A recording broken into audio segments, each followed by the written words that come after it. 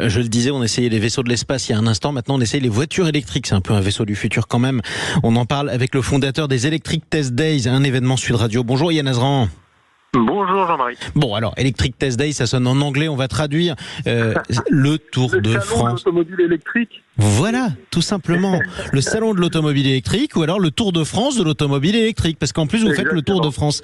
Ça commence aujourd'hui, c'est ça ?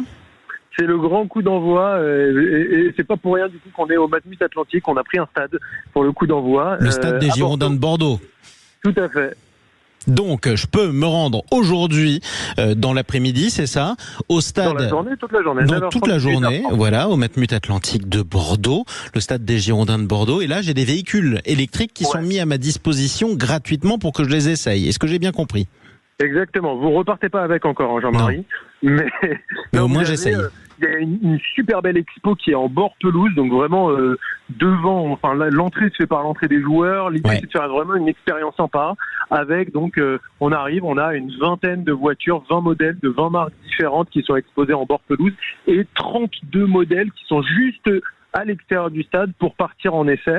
L'idéal, c'est de passer un petit tour sur electrictestdays.com pour réserver les créneaux et voir les dispos et justement être sûr de pouvoir tester.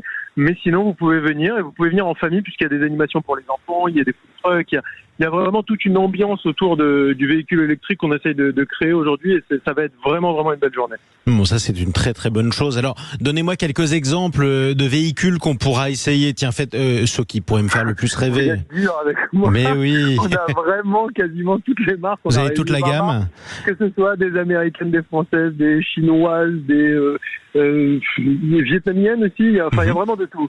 Donc le but c'est de pouvoir surtout plus sérieusement en avoir pour tous les budgets et toutes les utilisations, que ce soit la citadine, la voiture un petit peu plus grosse, la familiale, etc. Et que ça puisse être aussi dans une fourchette de prix, puisque les véhicules électriques, depuis maintenant 1 an, ont commencé à drastiquement baisser en prix d'acquisition, et donc que ça puisse aussi répondre à tous les budgets pour se déplacer au quotidien. Oui, ce qui paraît logique, justement. Alors, c'est un changement important dans les habitudes des automobilistes. C'est quoi les questions que vous posent les utilisateurs lorsqu'ils montent dans une voiture électrique ? À quoi ils s'attendent ? Alors, la première chose, c'est que c'est assez rigolo, mais il y a beaucoup de gens qui ont pris l'habitude de conduire en manuel.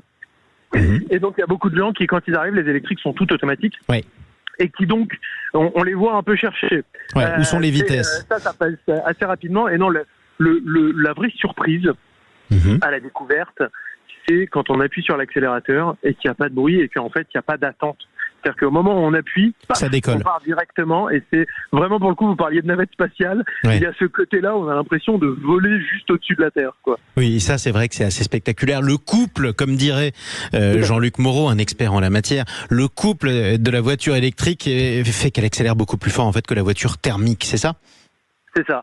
Et on sent cette accélération directement. Et au-delà de ça, il y a, moi qui, quand j'étais petit, j'avais un peu toujours le mal de voiture. Il y a un côté très doux. C'est-à-dire qu'on sent pas trop alors il y a des gens qui adorent le ronronnement du moteur. Et il y en a pour d'autres pour qui c'est pas forcément toujours agréable, selon les situations. Et en tout cas, c'est vrai que là, il y a un côté très doux. On est un peu sur un tapis volant, c'est assez agréable. En tout cas, le but vraiment aujourd'hui d'une journée comme celle-ci, c'est de pouvoir justement répondre aux différentes questions. Vous savez, par exemple, souvent, vous me disiez quelle question ? Il y a la question de la recharge qui vient souvent, la question de l'autonomie. Mais en fait, toutes ces questions-là qui ont été longtemps un vrai sujet, là, ça fait déjà au moins 2-3 ans que ça l'est de moins en moins, et puis ça va de manière exponentielle, en fait. Oui, c'est exactement ça. On a créé la chaîne de valeur pour créer les bornes de recharge, etc., ça y est, tout le territoire maintenant est complètement câblé pour pouvoir accueillir assez de véhicules électriques, pour pouvoir les recharger.